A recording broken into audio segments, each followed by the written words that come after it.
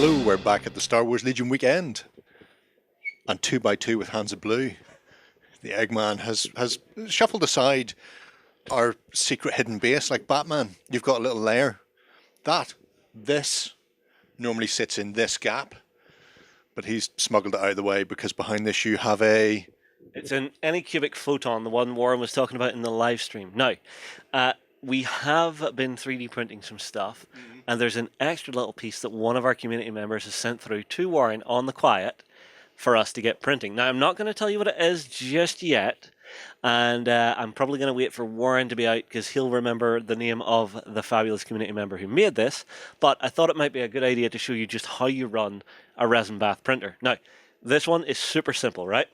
There is one arm, goes up and down, and you have your build plate, right?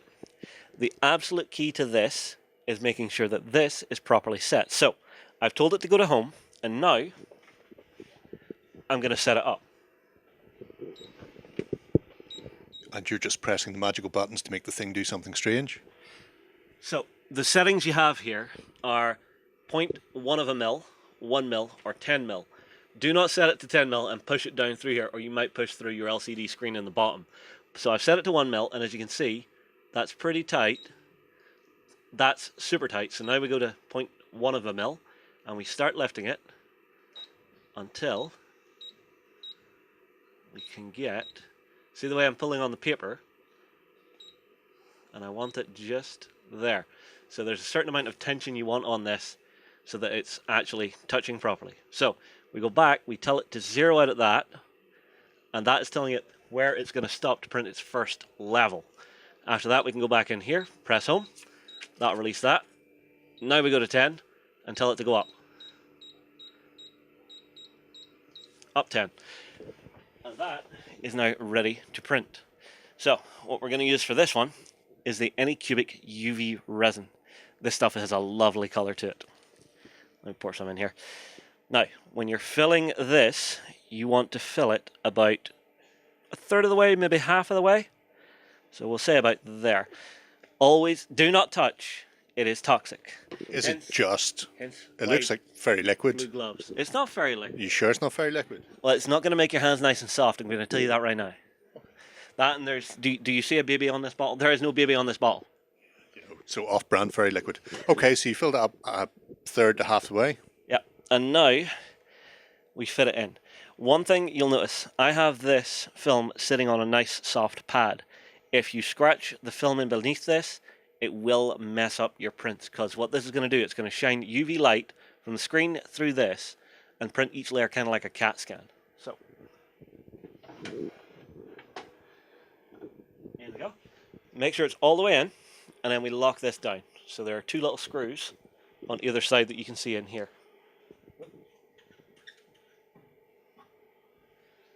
And make sure our top knot fully tightened. Close it up. And now we select what we want to print. And if I'm right, something odd. So all those blank screens there, they shouldn't be blank, should they? No, they really shouldn't. So, this is the joy of 3D printing. Sometimes things go wrong. I'm turning it off. And then turning it back on again, I presume. He's like an IT professional. It works. You see it's firing up? It's firing up. And oh look, nice. Now we have our files. So you can see a little preview of our files here. And the one I want is this one. Can't really see what that is. Can you? Probably can. So that is now going to run for about 8 hours. So we'll take a little swish, and I will come back tomorrow with Warren when this is complete and I'm taking it out, and I'll take you through the process of actually how you're meant to actually deal with this resin once it comes out of a resin bath printer. So, fingers crossed, everything should work. If it's a horrible failure, I can't cross enough fingers to keep this right. It'll happen or it won't. We'll see. We'll be back in a sec. Hello and welcome back to the Star Wars weekend. It's the morning after the night before, and you've back at your 3D printer because apparently it's done. It's done, so now is the moment of truth to see if this has worked. So, we open up. Oh no! Okay, this happens. Do not panic.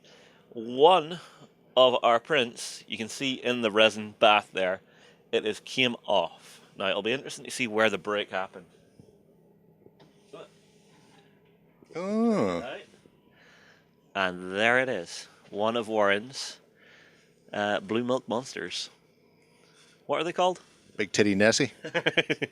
All right, now I was doing 2 of these, but you can see the scaffolding, it is actually pulled off on this side, which is interesting. But one thing I did do, see the way this has a slight tilt on it? That's very deliberate because it puts less pressure on it when it's pulling away from that lower bed. Right, I need my tools.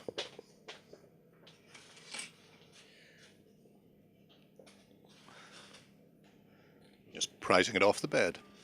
Yeah, so you just get a little scraper and it should just pop right off. Now, this stuff, be careful of, it is isopropyl alcohol.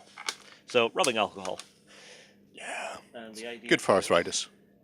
that we will drop this in here, and I'll need to add some more to it because the miniature is big. And what this is going to do is it's going to break down all the wet resin that's left on there and leave us with a nice clean cured print which still has some flax to it. Okay, so does that need scrubbed or does it just soak, or how do you deal with it? You just let it soak for about 2 hours. So we'll put that away, and then the last thing to do with these, and I highly recommend it, take all of this out, clean it, and one important thing to do. So you could just pour it all back into your bottle. Don't do that. Get yourself a little strainer, because this has a little mesh in here that's going to take out any and all of the resin particulates that have basically half cured just from bleeding light out around the edge of your 3D print. Because the last thing you want is little particulates that are already cured floating in and around everything else. Are you going to dig out that semi-floating Nessie or just dump him? He will be dug out after you pour your resin out because it's a lot less messy. The things you learn, huh? There's not a huge amount of Nessie, to be fair. Yeah, so it did pull away quite early on. So we'll start pouring this. And this is a little bit time consuming because you actually have to just wait for it. But if you look in below you on there, you'll actually be able to see through the filament to actually see just where it failed. The interesting thing is it continues to cure out and around to the widest point of the shape. So that's not exactly where it failed, it's just the widest point on the miniature. But I think we can close it up at that. We'll come back maybe with another video later in the weekend, and we will show you this cured and perhaps even primed and painted for Warren. Go ahead and check out our other content on screen now. And while you're at it, why not hit subscribe and remember to ding our dong. Go on, you know you want to click it. Go on.